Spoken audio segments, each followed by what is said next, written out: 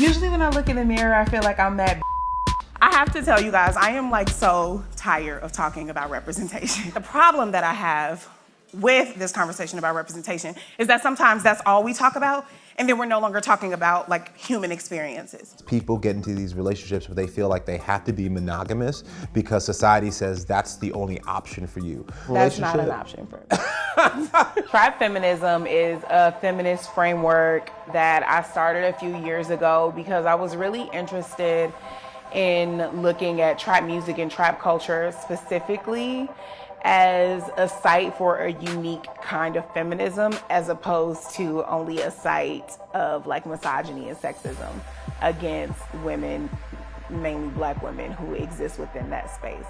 Handmaid's Tale is back for season 3. It's still white woman trauma porn. It's still stressful. But I think the scariest character this season is Aunt Lydia, who has snapped. I have not been this unnerved by a white woman since my days of customer service. So long as Black women have been on screen to be seen, there has been suspicion specifically around them and sexuality and money. Janet Mock, the author, okay?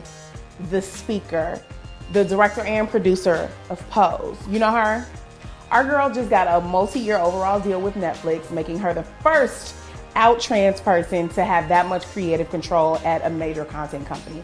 I think you call that iconic. There's this idea that Black people are more body positive, and I think the problem with that is that one, Black people are also very fat phobic. Black people have different standards, but the way in which they treat people who fall outside of that body type can still be just as toxic, just as harmful, just as hurtful. I have had situations where until people around me had a framework to understand me as a desirable person, they couldn't process their own desire for me. And I think what we're seeing in pop culture right now is a lot of clap back to this idea that Black women are gold diggers. A lot of women are kind of like really leaning into that. Like, yes, I am a gold digger. If you want any of my time, you need to make it worth it financially. And like, I'm actually gonna embrace that and like own that because Black women know that the reality for us is that like we have to go get it ourselves, and that's always been the case. We were hearing something very different in trap music. We were hearing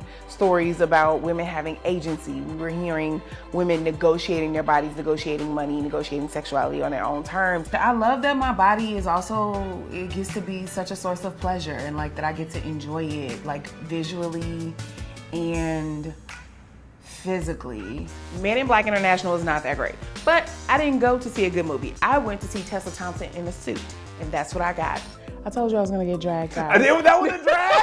That was a drag. Not a drag. Let me tell you what that was. That was me just telling you, you gotta go back to the root and remember.